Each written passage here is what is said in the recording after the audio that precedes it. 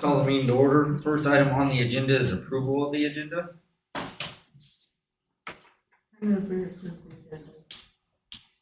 Second. Been moved and second. All in favor say aye. Aye. All opposed nay. Motion passes. Next item is the consent agenda. Questions or concerns on that? Not, I'll entertain a motion. Move to approve the consent agenda as presented. Second. Been moved and second. All in favor say aye. Aye. All opposed nay. Motion passes. Next, it doesn't appear there's anybody here for public comment. We'll move right down to new business, floodplain ordinance. So this is from, I don't know, they've been working on this for about 2 years, Glenn, correct? The floodplain map. Oh, at least, yeah, this is something we, of course, do jointly with the state and federal government and everything, and it's, I think once every 10 years, I forget exactly, when they update this, it seems to be quicker than that, but, I don't know, yeah, Russ has been working hard on this since he's been doing codes with us, so he can explain a little more about it than I can. So basically, this ordinance replaces our Article 18, which is known as our floodplain overlay district regulations. FEMA and the state go through roughly every 10 or plus years, and they remap everything to figure out, because there's always changes, like subdivisions will come in, so the water flow changes, so your floodplain could potentially change everything from upstream to downstream. So the past 6-8 months, I've been really working hard with the state on updating our Article 18. Basically, what this consists of is all the floodplain district regulations, what folks can and can not do in the floodplain. By adopting this, the folks that are actually in the floodplain can purchase flood insurance. So, and we have to adopt the whole new article every 10 years is in a gist of things. So we had our public hearing last Tuesday night at the Planning Commission meeting. We didn't have any complaints or questions from the public in general. This has already been sent to the chief engineer with the Division of Water Resources through the Kansas Department of Agriculture. They have to sign off on it as well to make sure it's all in compliance with both the state and federal regs, which was part of the back and forth that took us roughly the 6 to 8 months to get to this point, to adopt this new ordinance. By adopting this, like we said, folks that have structures in the floodplain will be eligible to buy flood insurance. That's kind of it in a nutshell. If there's any questions that I can answer. Eligible to purchase or required to purchase? Eligible. Okay. So, they're not required to, but they have the ability to. Okay. So Their mortgage might require them to do. if they have a mortgage on the property, the mortgage company will require them to purchase flood insurance. If it's free and clear, they're not required, but they have the option to. Okay. FEMA came about 2 years ago and met and had open meetings, sat down with people, looked at maps, took recommendations, and they actually did change some of the maps based on our citizens' responses at those meetings. So, I being a new boy on the block, where are the flood, where are the floodplain? Well, part of the floodplains here in town basically start just a little bit north of 56th Highway, right there by the shopping mall. And it kind of goes between 10th and 11th Street. That drainage system that kind of follows over to like Yogi Park area. And then it kind of keeps on going, works its way farther south out to kind of through over by where the Public Works building is located at. We also have a part over by the Baker Sports Complex. Second Street and First Street, there's a little area that it kind of bobs and weaves through there. For the most part, there's not a lot of houses that are actually affected due Is to, that coming behind my house? no, not behind your house, no. Yeah, It does, yeah. there's a finger that goes up. There's a finger, but it doesn't, according to our maps, your house is, with where your house is situated, it's not. Well, I'm not worried about my house getting flooded, I just wanna know if it's flooded. That was- Part of my backyard would be in the flood area, and evidently it would be. Not where your house sits, I don't believe. Not where your house sits, but some of your runoff goes into that, drainage into the floodplain.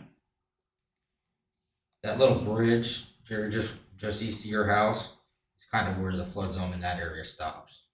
Because it all slopes back down towards Yogi Bear Park. Well, there's a dam in that slough right behind where your house was at. Did you know there was a dam in that? Haven't lived there for A so cement long. dam down there. When I lived at Second and Elm, that was in a floodplain, Yeah, that- and rightfully so. They've mitigated it quite a bit, but it used to be Yeah. really bad. So Russ, I assume the new floodplain maps were developed and presented in the planning. I mean, are they available for somebody to look at? Yes, so all the maps, we have two sets of maps. I have a set out at the Public Works Building. And then also, once we adopt this, the new maps, we'll have a set down at City Hall for anybody to come in and look at. They're also available online. It's the Upper Meridazine Watershed. And you can it has satellite views. You can zoom in and with really good clarity on the pictures. If anybody from the public has any questions or wants to meet on it, I'm always available to set up a time to meet with folks. How about Sixth and High Street, is that, where that bridge is at, is that floodplain down here? Part of how that, where the city pool, like north of the city pool and how that flows through there. Yes, part of that is in the floodplain, but that'd be like fifth and high. But it doesn't affect any houses, like a house in that. Well, Scott's safe. Scott is safe where he's at. Some of his backyard potentially The could side yard's also plain. So, be, yes. no, it is, for sure. So I just want to make sure that everybody has had enough opportunity. So the maps online, Mhm. Meridazine floodplain, are the ones that were adopted by, So how it works is that it's like a 2-year process. Yep. And FEMA comes in and they sit down, met, like Casey said, they met with, homeowners and folks all affected. There's a whole bunch of notices that are sent out to those folks from there, and then they update the maps. So these maps actually go into effect. It's actually on, I think it's like June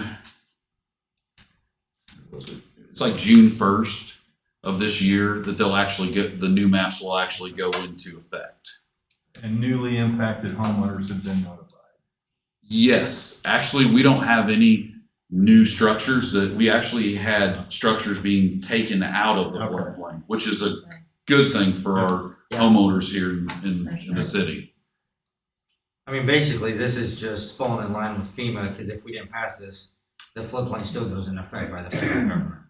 Correct. No matter, yeah, But what we're passing is amendments to an ordinance about what you can and can't do in that floodplain. So and let me rephrase that. Let me give you a little bit more clarity.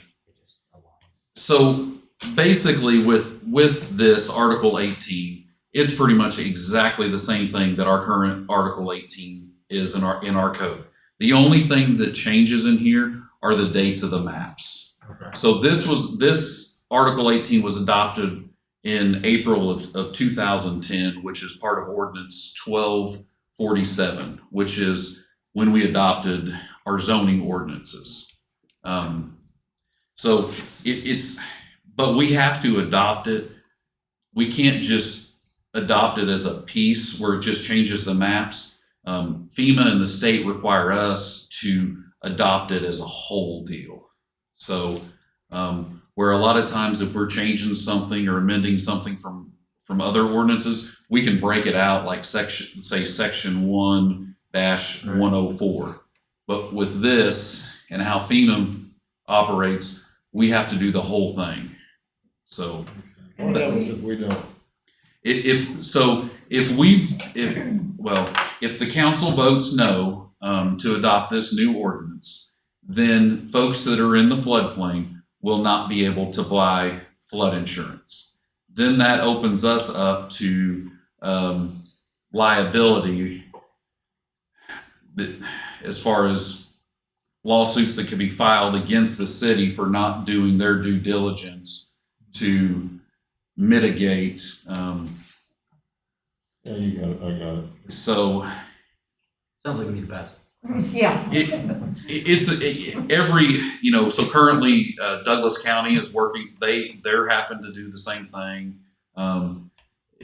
My understanding is most of Northeast Kansas, this is their year where all their maps get updated and they kind of just move around in pieces around the state. And that's why it's like every 10 years they look at everything, and rightfully so, because if somebody's in the floodplain and they need to know that. Now, if somebody wants to build in the floodplain, we can stop that, correct? Yeah. So if somebody wants to build in a floodplain, it kind of depends on what zone they are in the floodplain. So floodplains are broken up into different zones, and I think in our area we have like 4 different zones. Some areas have 5 or 6. My understanding is a lot of it depends on, one, the amount of runoff that is going to the place, the amount of folks that are impacted. But they can build in the floodplain, but there's just certain things that they're going to have to do to meet the regulations. Now, there's certain parts of the floodplain that no, they cannot build in. And that's it's kind of outlined in, like in Article 18, what they would be able to do. I had an individual come in today that was asking questions about what they could and couldn't do in the floodplains. They were looking at building an accessory structure.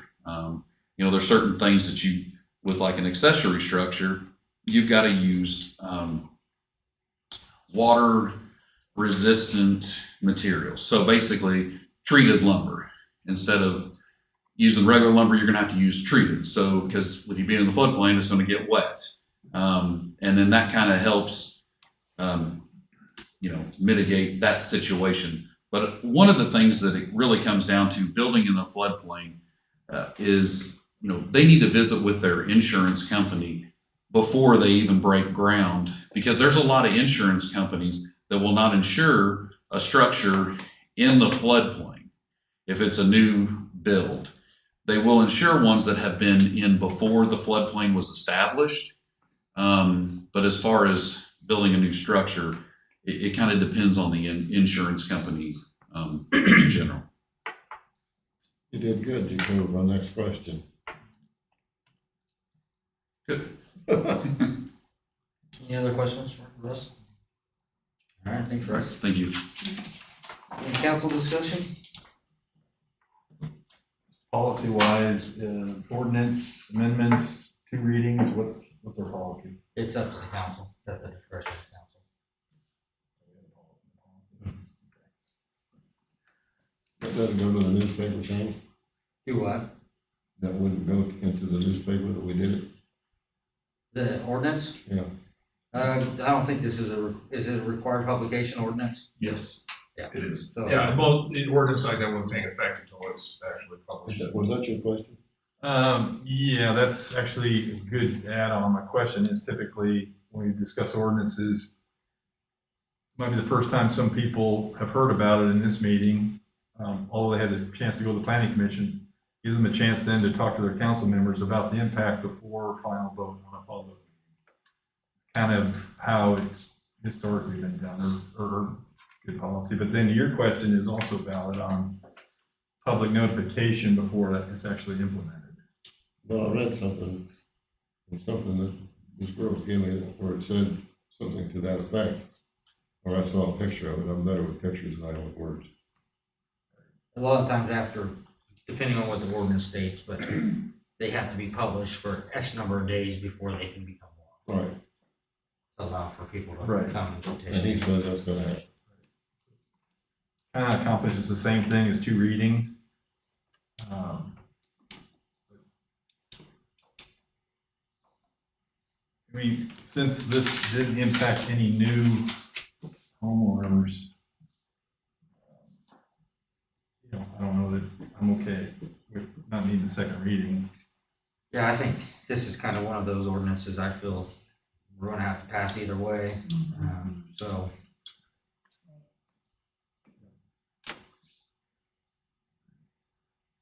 Did you make a motion, Scott? I did not. Nice try, though. Still not gonna get it. I move to approve the new floodplain ordinance. That's not- it's been moved and seconded. Julie? Yeah. Scott? Yes. Corey? Yeah. Susan? Yeah. Jared? Yeah. Motion passes 5-0. Next item on the agenda is buy local policy amendment. Glenn and I kind of talked about it. It's something I felt that needed to come to the council to look at. Our current buy local policy really is the city limits of Baldwin. And with our lack of commercial space and when we use, I guess, contractors or subs from our school district area, I felt that it might be necessary to have the discussion with the council to extend this out to our school district area. For basically those reasons, for lack of commercial space in our city limits.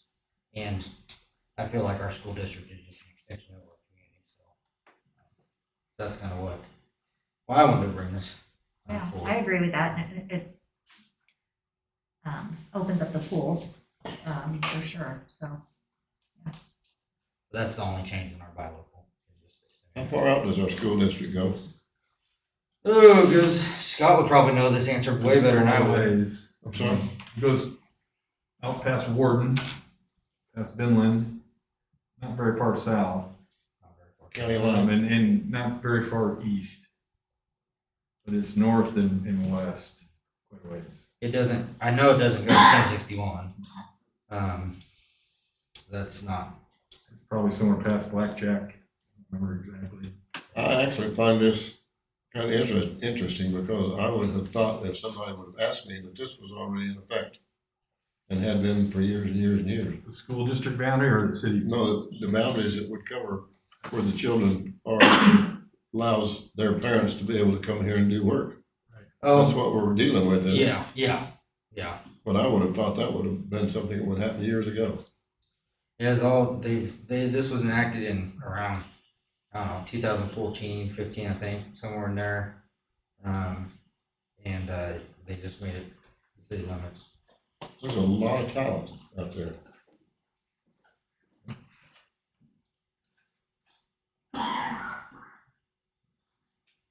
Yeah, I like it.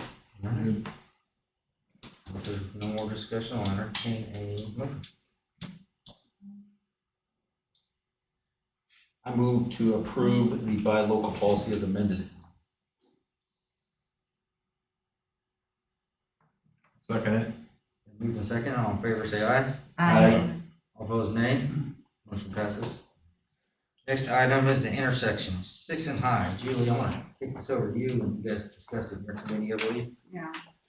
As you all know, I handed out some information for you to look at. As you all know, the intersection right in front of Floyd's Brewery, is in bad shape, and we talked about redoing that intersection, and Public Works has talked to Douglas County, and they have offered to pay $25,000 of the cost of doing that intersection. However, they the cost covers it done in asphalt. And I think that, if I understand right, that the staff, the city staff, would like it done in concrete. And we talked about redoing the brick, which would greatly increase the price. The other thing that we discussed was possibly doing concrete, stamping it. And the other thing that we talked about is going ahead and doing it in concrete, and then doing the brick at the intersection, kind of like we have in other intersections. Concrete and then it's brick that goes across the crosswalk.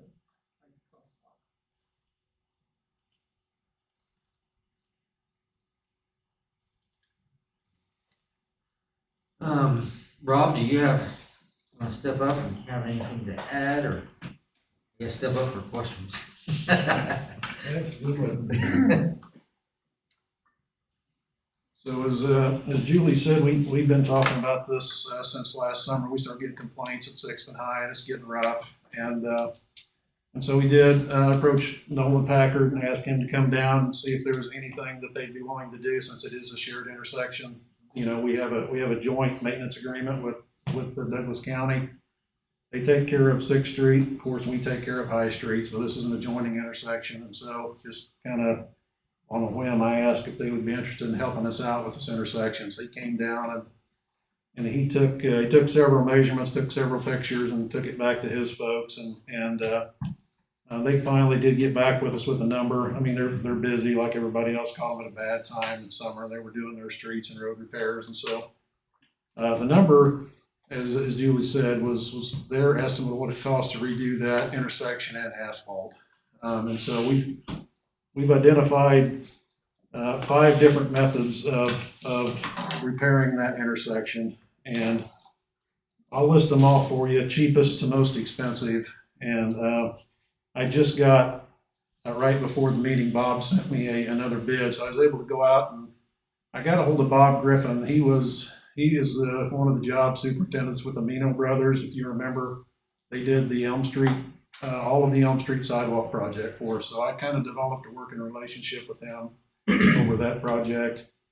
I knew they did quality work, and I knew that they would be a company that we could trust to get this done and done quickly and correctly. And so that's the only bid I've obtained on this so far, just to be fair. So, you know, but I do have some updated numbers for you tonight. And I did bring kind of an overhead sketch, and I can pass it. I don't know if Julie passed this one around or not, and that was just a real quick, that's the area that we're considering this project to encompass. The five methods that we identified as possible ways to fix this, starting with the cheapest, was the asphalt. The county's bid at $25,000. The next one will be done in concrete. That's approximately $83,000 to redo this just in concrete. As Julie was saying, we would put in the crosswalks. As you can see, kind of on the east edge where that one is outlined there, we would put that in to match the west one, be concrete, and we'd line it with brick so that it would match. I mean, this is the segue to our downtown, so we want it to look nice. The next, probably, I don't have a number on this one yet. It's just going with the stained concrete. We just stain the concrete the same color as the brick. Don't stamp it, just stain it. So I will need to get a number on that. That's going to be somewhere in between the concrete and the stamped and stained concrete, which is the next most expensive option. As Julie mentioned, I do have a number on that for stamping and staining the concrete, make it look like brick. And of course, last but not least is to lay the brick back in there, which is the most expensive option. And how much was that to lay the brick? Approximately $132,000 for that intersection. Just that section that's outlined or highlighted in yellow is approximately 54 feet by 94 feet. It's just a little over 5,000 square feet. That's a big intersection.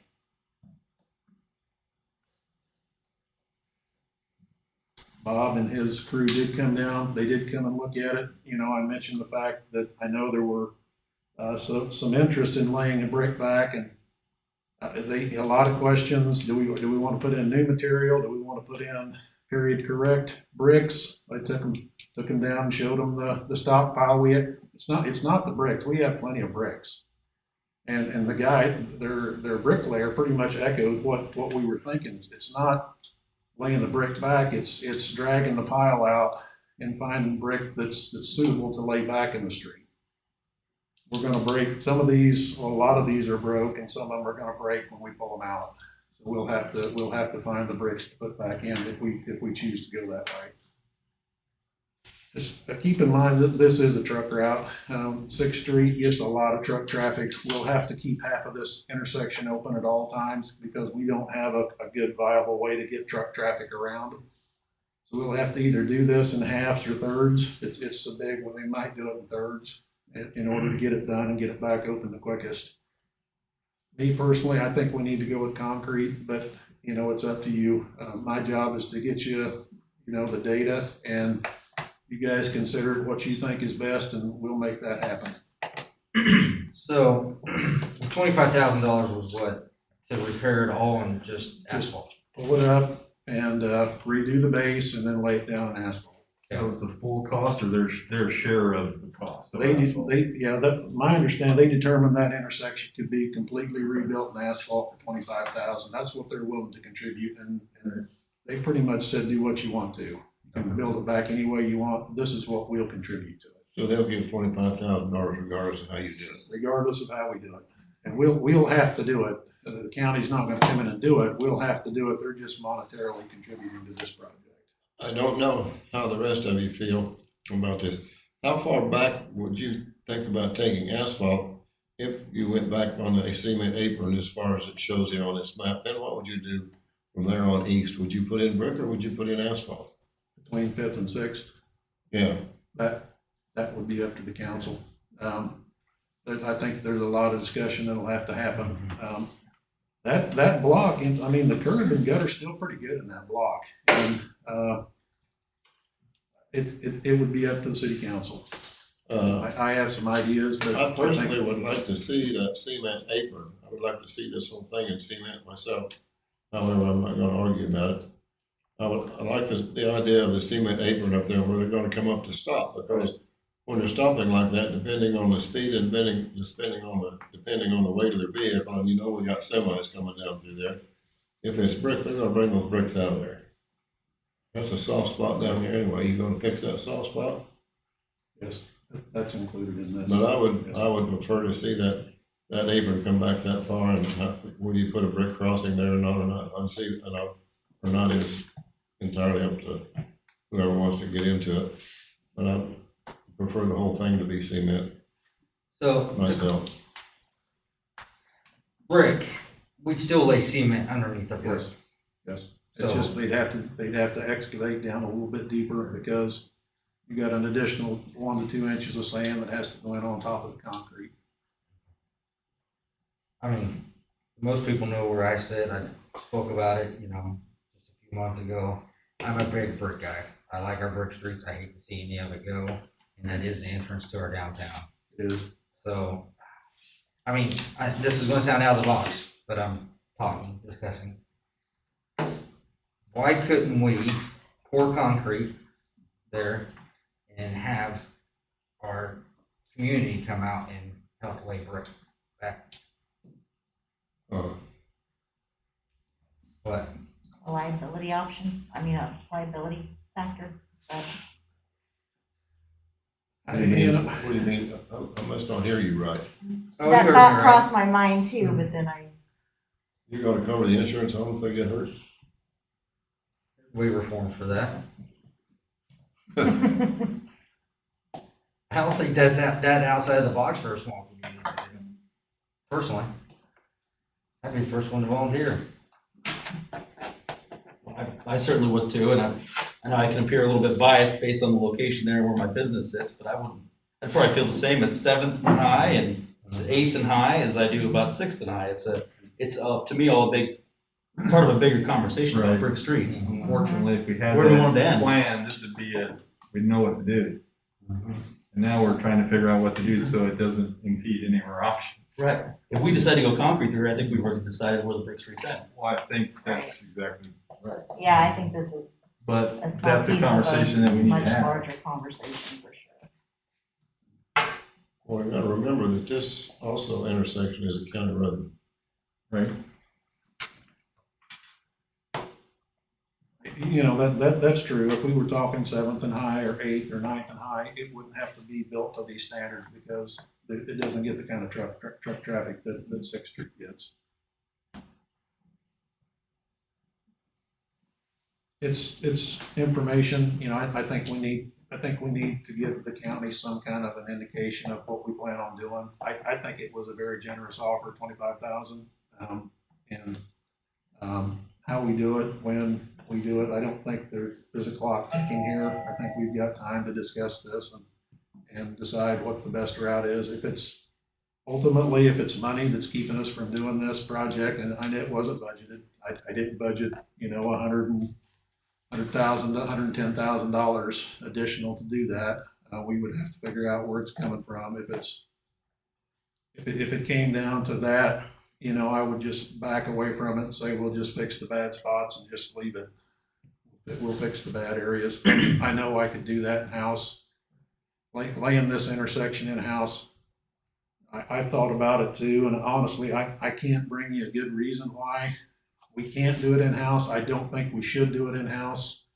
That's a lot of brick, and I've laid these brick, and I know it's laying the brick isn't the hard part. Making the grade, getting out in front of it, paying attention to the crown of the road. You've got 4 separate roads coming together here in one intersection, so you're paying attention to the grade. You're paying attention to the curb line. And I should have brought one to show you, but these are 100-year-old brick, and what they're doing is they start to warp. Trucks coming up and stopping and rolling on them like this. And so what happens is when you're laying in a patch this big, your rows start going like this because the bricks curve. And so what's happening, your ends don't line up. And so you start getting these gaps on your ends where you're having to cut pieces and chip and try to fit in pieces. And it's finding the brick, it's cleaning them. They all have tar around them, so they have to be cleaned first, and finding enough suitable brick to do a 5,000 square foot patch. It's labor intensive. What do you estimate the cost to do satisfactory repairs for a short period of time? Well, I guess it would depend on how we do it. What we've got in there right now is working. We've all seen it, you know, Right. we put the patch material in there and that's taken up and the complaints have stopped. Right. I could do those in-house. Those repairs we can turn them around quick enough. It's like a water line repair or something we dig up for a street crossing or something. We can do those in-house and get the guys that we can turn those around pretty quick. So that's an option too. But eventually we'll have to do something. Well, you know, and we will. That's just, if it's cost prohibitive, that's one thing we could do, and it would help mitigate the cost a little bit. The only reason I'd suggest that is that, you know, this council could find a way to come up with a plan for the streets, At least our downtown. at least the downtown, Yeah, right? So right. the downtown, then this decision becomes pretty easy. Right. After the hard decision, this decision is easy. So, I mean, how long do we think we can prioritize that? Is that something we can do? And if they got repairs in there to last at least until we get to that point, then it's a matter of public input. That's what we want to do. This is kind of like our sidewalk plan. This is now our street plan. And it's going to be expensive and it's going to be long term, but there are things we need to do right now that will fit into the plan, right? Boom, we have to do this intersection. Then we do this block or this block. No, I think that's a great idea. I think, it'll take us a while to get that.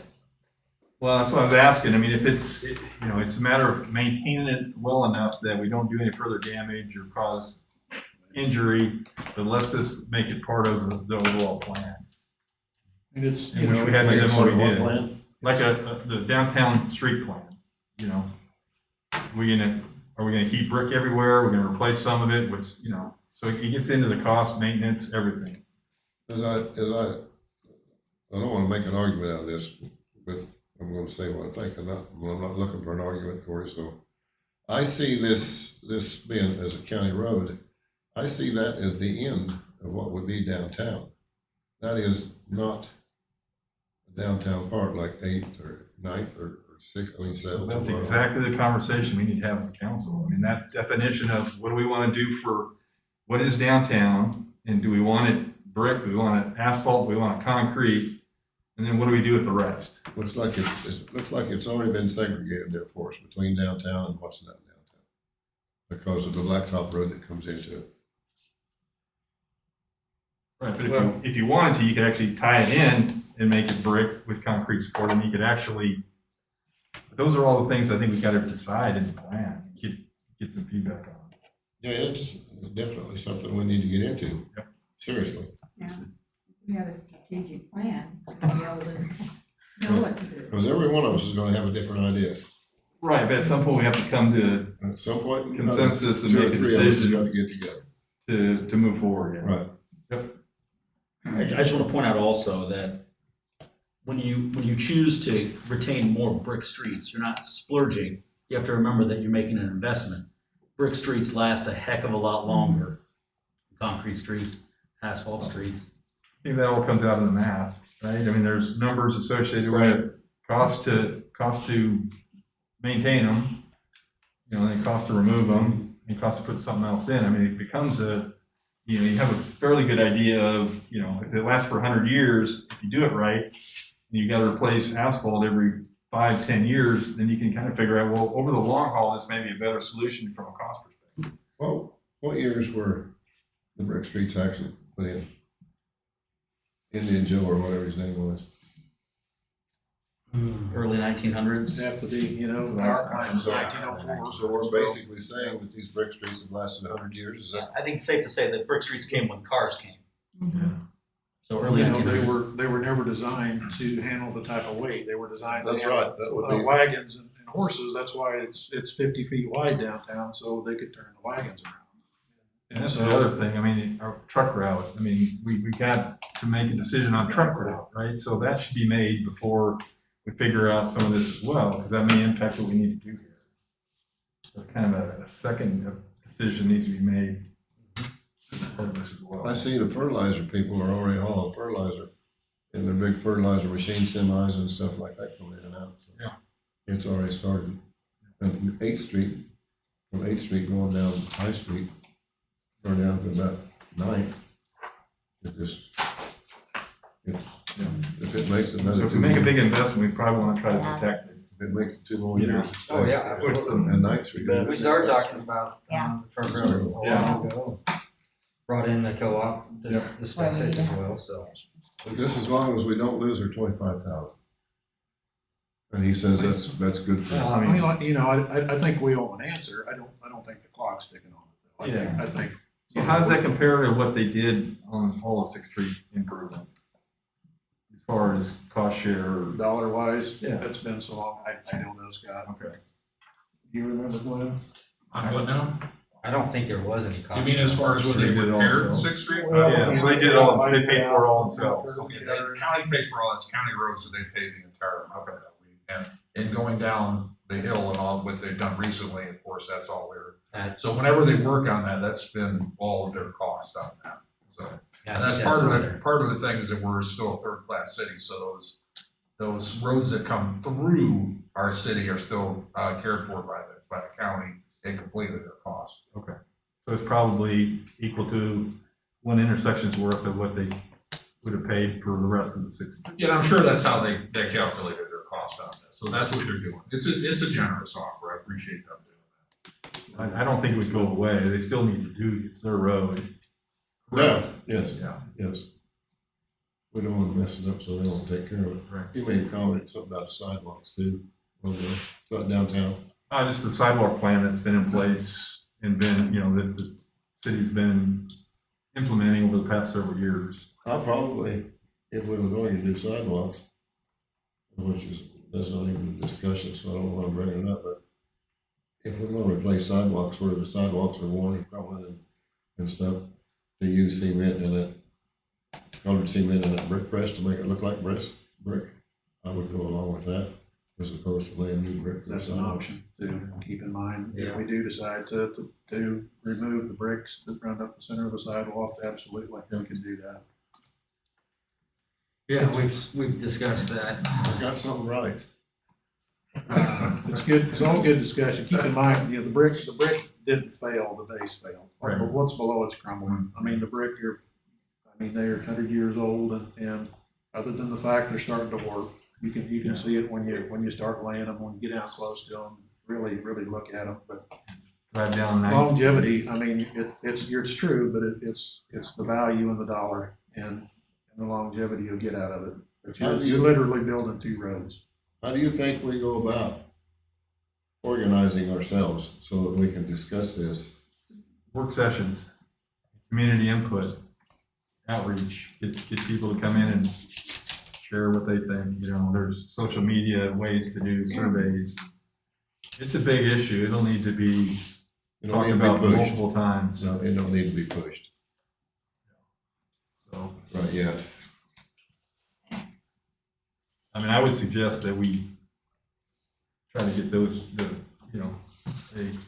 city street plan and a truck route figured out. At the same time, In the next 2 years or less, to be able to, figure out what to do here. Unless Rob comes back there and says, hey, we gotta do something now, because whatever. can you keep it alive for 2 years without it falling apart? Absolutely, the intersection. I thought you were talking about the county's offer. And, No. I'll just reach back out to Nolan and tell him we just need some time because we want to proceed cautiously and carefully. And we want to make the right decision here because it's going to be there for a long time, whatever we do. I think we have an in with Nolan. Might help us. We do. What did you I say? got his cell number. What did you say? I said, we have an in with Nolan. I don't even want to know what Oh. Oh, that's right. All right, thank you. Okay. Thanks, Rob. Thanks, Rob. Glenn, you kind of have your ear to the ground on some of this, funding coming down from the feds. Have we got any more clarity on if any that's gonna be allocated toward this type of operation as far as the big street conversation? There's nothing that would be geared toward this. Most of what you're seeing is still water, wastewater. The second big bill, of course, got hung up. Might have addressed some of this a little bit more. I didn't see anything directly to lead towards streets. What you see usually is, KDOT's transportation enhancement grants. Like we've been very successful getting 3 of those in a row. This would qualify under that, and they've been funded higher than they've been funded lately. So there's a lot more federal money flowing into those types of things. But if we're going to go for a trail project, so we have to decide which ones. Again, it'll come down to the priorities, and I think that's what we're talking about here tonight. Right. So, but there's no real new federal money that's targeted toward, historic preservation of brick streets or something like that. Although it does fall under the TA program. So that's sort of good news there, but there's nothing new that came into the pipeline that I'm aware of. Do you remember that gentleman that came down and spoke from Point or wherever he was, Holton? Yes, yeah, he's Well, where did he obtain his funding to do what he did? That's they have a dedicated sales tax. There's no grant money, it's all generated internally. They passed a sales tax, I believe, back in the 90s to support that. But I think, I agree with Scott. I think we need to definitely start putting this on work sessions and get some community outreach. My thoughts on it is I think we're gonna have to take a playbook out of our sidewalk plan to where we bonded money, leveraged it for TA grants, and just piecemeal it together. But again, that'll all come out of that discussion on through the work sessions. Right. Makes sense. Everybody good on that? I know our April work session is already set in March, and then April work sessions are gonna start budget season already. So really, we're kind of looking at probably August at the soonest where we could start. By the time we get through the budget stuff. We usually have, Both work sessions, or we doing 2 a month or just one? we'll just do one a month to give everybody 1 week. We can do, we can do an all-day No, no. Saturday. Suggested. Yeah. But I mean, We can do like we do at the community center and just put it on the agenda. if it's, yeah, We can keep putting it on the agenda too. that's not a bad idea, and just say, hey, let's take 15 minutes and see where we're at. I mean, that's a good way to keep it moving, and then if we need work sessions, community input, you know, maybe it's an added one. Okay. We will do that. Next item is sale of property. So we discussed last meeting, that we had interested parties in the, motel lot. They came to us, negotiated, actually they came to Glenn today, with an offer, negotiated with them, came up with, $200,000 with a dedicated easement if we so choose for the substation. So it still leaves that site open as we continue down the substation discussion. That's essentially that's the contract that we were presented today, after negotiations, and what they're willing to pay for that property. Does have it? Have we heard anything else about the other parcel, whether? No, because it's two private parties, so we didn't really. Okay, I didn't know if they had been talking. They did, yes. They approached that person. I don't know where it sits because we're concentrating on ours.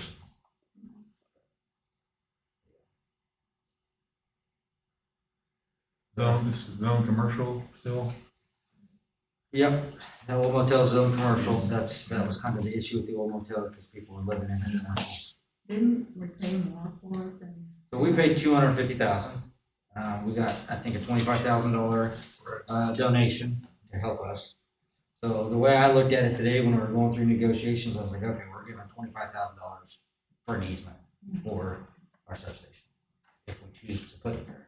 It's kind of how I looked at it. And if you remember when we had that discussion, I mean, we talked that we're not going to get the money back. I mean, it's kind of an investment in public safety and all that. And, you know, the council at that time was comfortable with that, so.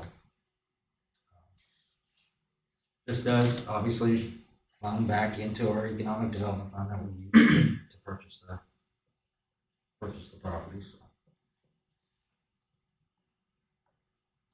How long has it been listed the whole time? We put it on the website in January, based on our ordinance. I think we're required to put it on for at least, it's been on there for 20 days or so. 14 days. Yeah. It's been on there for longer than 20 days.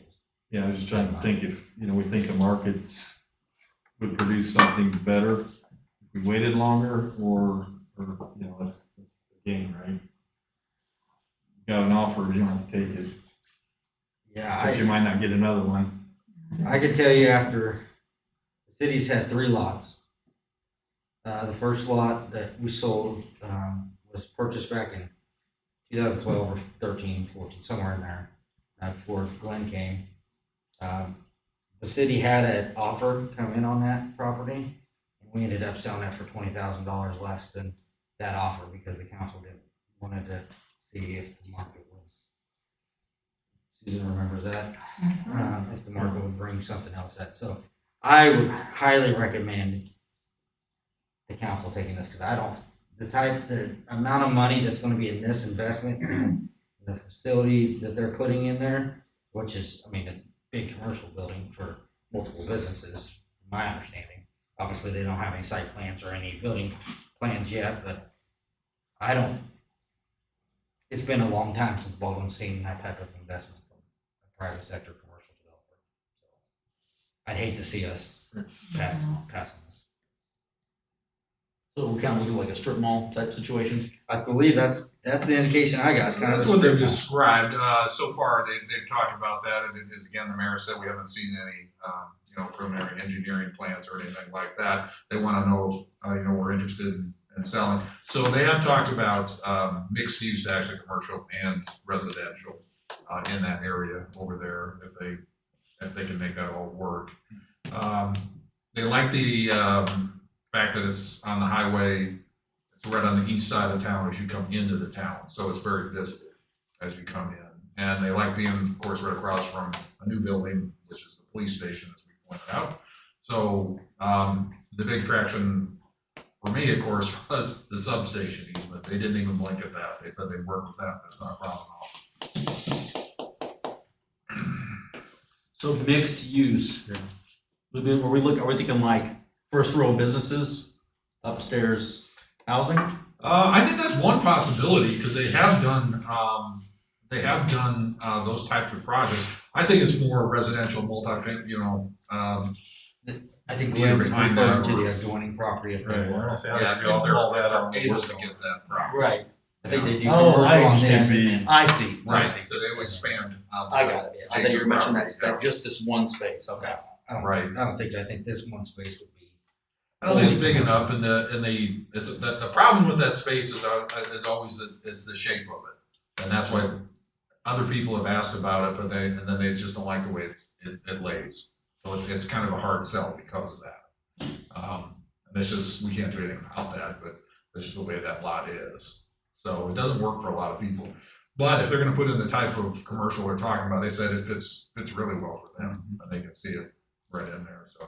So that's kind of another reason to Right. maybe not pass on it. It's Right. such an Yeah. I undesirable mean, it's shape. almost an investment in getting Right. some commercial back in there. Exactly. Well, the commercial investment from our point of view is good for a lot of reasons, because for one thing, it's a higher property tax, you get the sales tax, you create some jobs, and they tend to be higher utility users. So for us, it hits checks all the boxes that we're looking for when we want to sell land or see development. Good.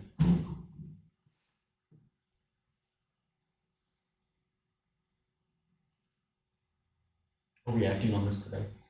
Yeah, I mean, they'd like us to, they wanna move. The whole goal was to flip that piece of property. Yep.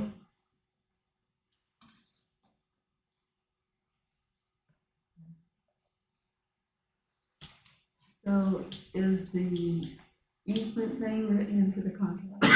I requested through Glenn that they put that in the contract before we sign. Okay. And it'll be part of the plat when they present that. Does that plat, since it's already zoned, come through the council still? Does?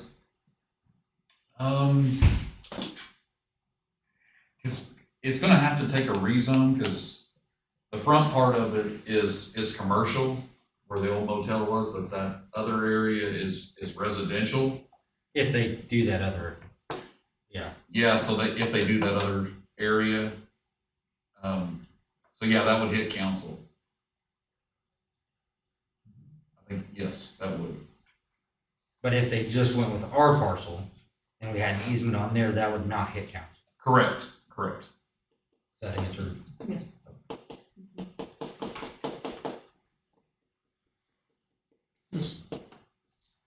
Mm-hmm.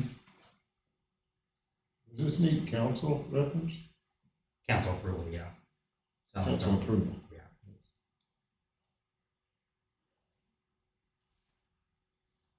That's not what I mean. Okay. Counselor approval. Attorney? Attorney. Does this have to go through an attorney? No. This is something we can do without input from him? Mm-hmm. It would be legal. Yes.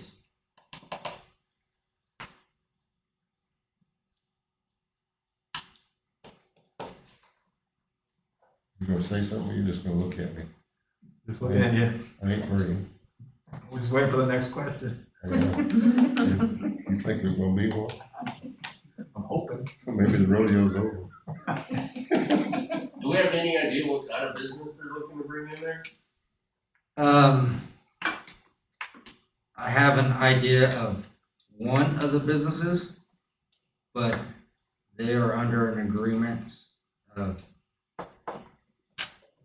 can't discuss it. Disclosure. How many businesses are they looking to bring in that area? They didn't indicate how many, How many employees are they gonna need? depends on which businesses take the spots. There's no way you're gonna trick you out of that, is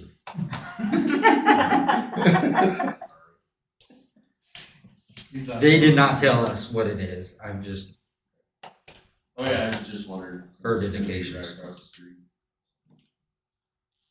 And let us know what we'll be doing also. Traffic noise. I know what you're thinking. Yeah, donut shop, I know that's where you're going, Jerry. you had to go there.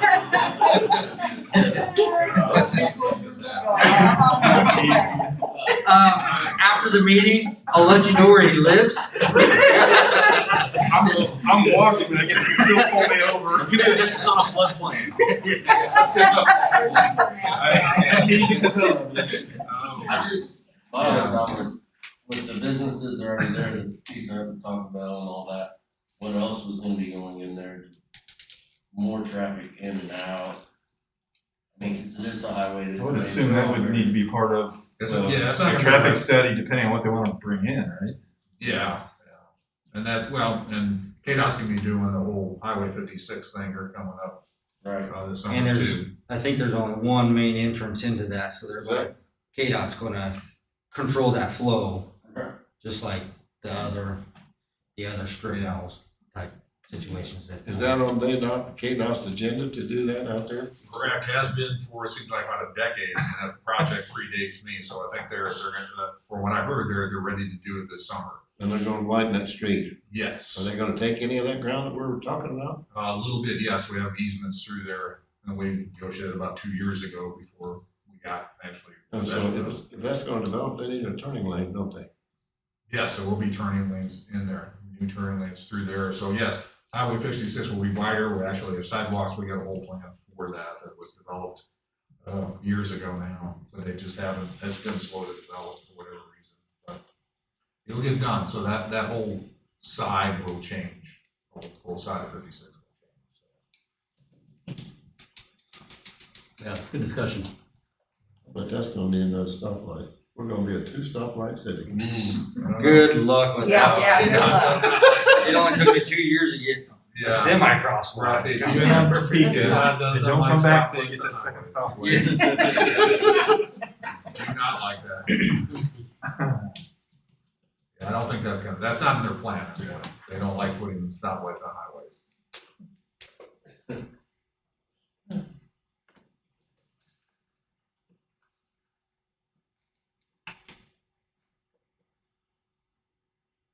They have to reduce that speed there.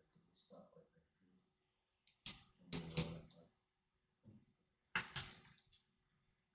there. Any further council discussion on this agenda item?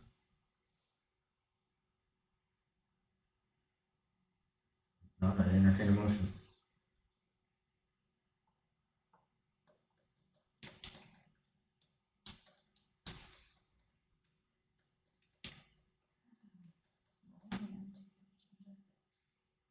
Well, I'll go ahead and say, I think since kind of reviewing here in my mind before we go ahead and make a motion on it, but sold a piece of property to have it taken care of for safety reasons. Idea was to flip it and recover as much as we could back, understanding some of the challenges, the shape of that piece of property, and we have an eager buyer. I'd go ahead and motion that we go ahead and sell that piece of property Second motion. Or how much? for $200,000. What's the address, Glenn? I should know that by now. I've been dealing with it, I think, for so long. I think always it forget it. says, Yes, No, it doesn't, 'cause it's probably. yeah. No, it has a Highway 56 address. It does have a highway. That's not Oh, Ames. yeah, 'cause it faces, okay. Yeah, officially it faces the Ames has to highway, be so it's like I should know that by now. Yeah, What is it? what was that? Isn't it the 100 block of? It's 100, it's like 105 or something like just that. include in your motion that sell our property in the 100 block of 56 Yeah. highway. Yeah, that's Okay, so good. just That's so- good okay, stuff. I think I It's can do in the this. 100 block. I motion that we sell the property on the 100th block of 56 Highway for the amount of $200,000.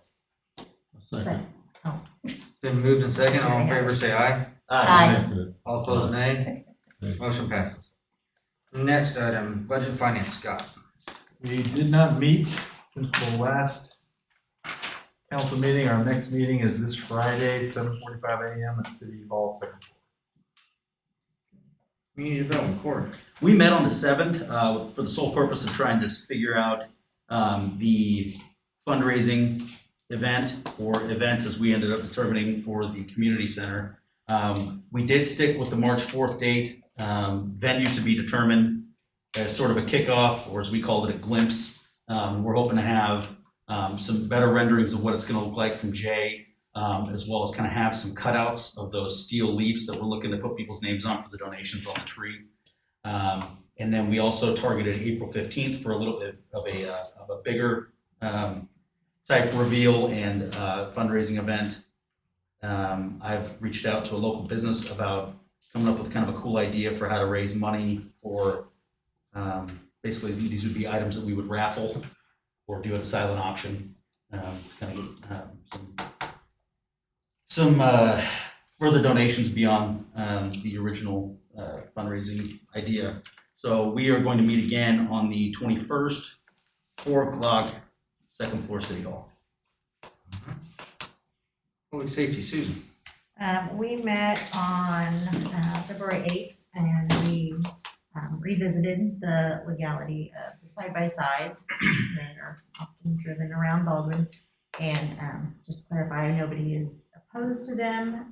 We just wanted to kind of develop a little bit of framework around them since they're frequently used in town as a mode of transportation, with the goal of just not creating any kind of burden on the citizens or a law enforcement.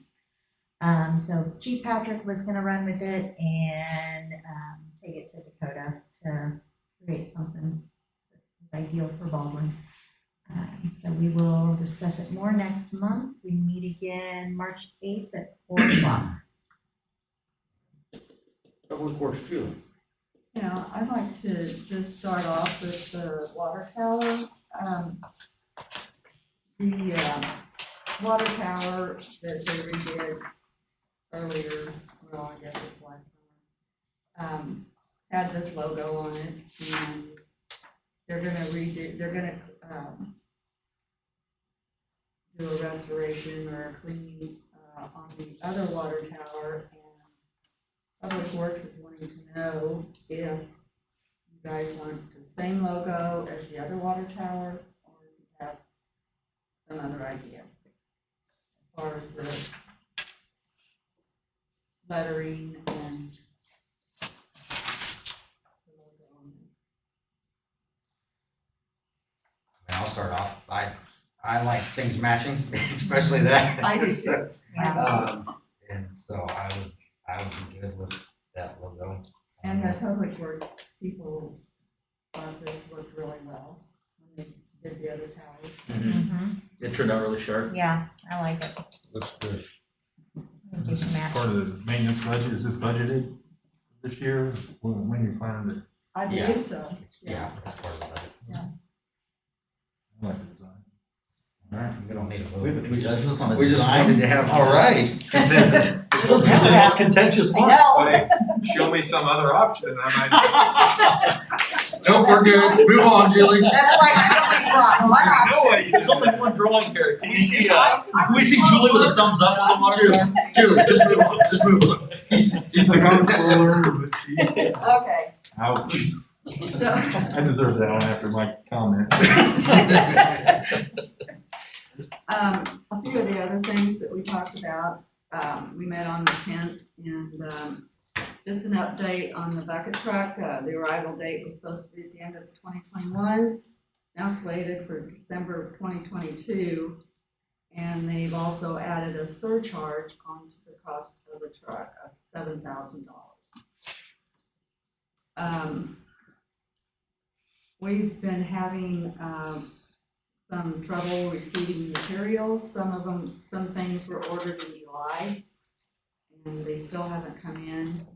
And the prices are also fluctuating day by day. It's like we were talking about the substation and waiting and things. You know, it's hard to come up with a cost because they just change so frequently. So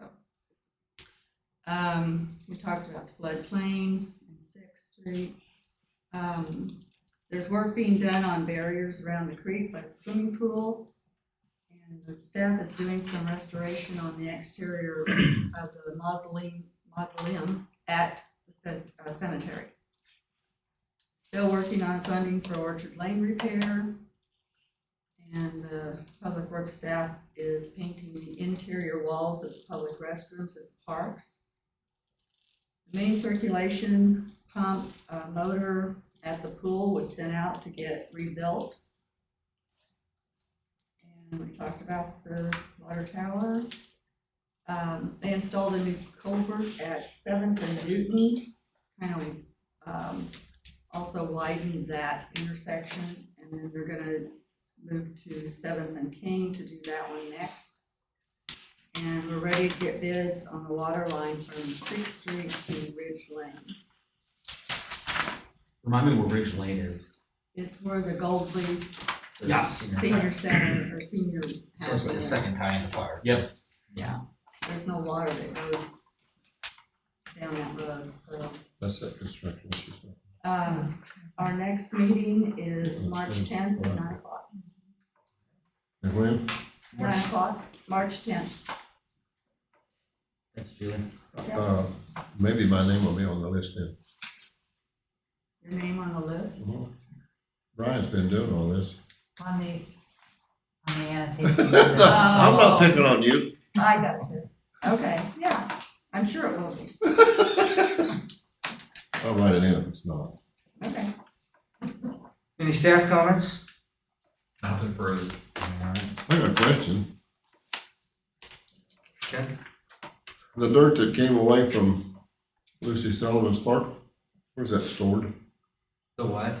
The dirt that was removed from Lucy Sullivan's park, is that stored locally so that we can use it for gardens and? No, part of the bid on that was, so the excavators bid it, so they kept the dirt. They kept the whole thing? So it's not, there's nothing there for Yeah, a lot raised of, gardens for people or anything like that? no, a lot of it was, the old foundation from the house when they tore that up. Yeah, I know there's some rock there. Yeah, but, part of the bid was the excavator company gotta keep that dirt. Okay. The only comment I have is we're gonna add another committee, strategic planning committee, to try to keep up What? Sweet. on the strategic planning stuff. Great. Scott's idea. Good idea, Scott. Yep. What kind of committee? Strategic planning, to keep up on our strategic plan. So we did ask her to come back in March for our work session, and, she wants to do it on a Saturday at some point. So Glenn's still trying to get a date from her. Because she couldn't, do that Tuesday of our work session, that's why I said for the generation work session, or Right. combined. So we're still trying to get her back for that final meeting. But Scott had a great idea of just going ahead and having a committee. Probably don't need to meet monthly, but at least probably quarterly to keep up with the strategic plan, keep reviewing it, see if we need to bring anything back to the council to adjust or whatever based on accomplishments that we've completed.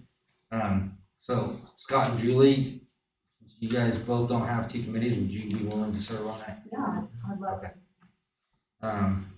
So that's the only comment I have on any of that, and then you guys just announce at the next meeting whenever you Yeah. guys get together with. And, the whole intent is just to keep it moving, not to make strategic planning decisions. It's just to keep the process moving in front of the council and bringing stuff back. And I think it'll just help us get to it something quicker and keep it fresh. Legislative didn't have all that much to do. I think this will have all we want to do. It kind of ended up being a legislative anyway. Potentially. So I think it's kind of, it's a permanent place where it's So you probably need to come up with a citizen committee member. Yeah, we'll put it out, see if we have some citizens that are interested in it. All right, so Amra, if you could add that to the list for committees, the next meeting, strategic planning committee. I do not need an executive session, so I'll entertain a motion to adjourn. You want to second it? Huh? Whoever makes a motion, I'll second. She motioned. She motioned. Second. Second, all in favor say aye. Aye. All opposed nay, motion passes. We're adjourned.